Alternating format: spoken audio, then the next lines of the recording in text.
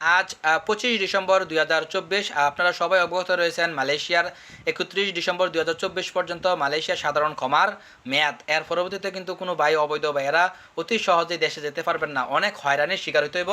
আমাদের অনেক বাংলাদেশি ভাই আছে যারা কিনা মনে করেন এখন আপনি 500 রিঙ্গিত জরিমানা দিয়ে দেশে যেতে পারবেন খুব সহজে, পরবর্তীতে দেখা গেছে এই 500 রিঙ্গিতের জায়গায় 5,000 রিঙ্গিত আইব।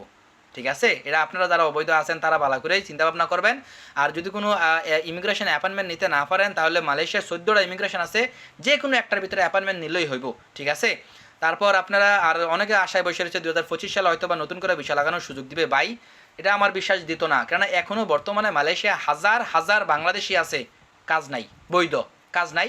সার্ভিস সেক্টরে হয়তো বা খুব কম সংখ্যক, কিন্তু কনস্ট্রাকশন সেক্টরে অনেক ভাই আছে যারা কিনা কাজ নাই। তো যারাই অবৈধ আছেন আপনারা সতর্কভাবে থাকবেন যদি দেশে মালয়েশিয়া থাকেন। আর ভিডিও সবাই শেয়ার করে দেবেন। ধন্যবাদ সবাইকে। আসসালামু আলাইকুম।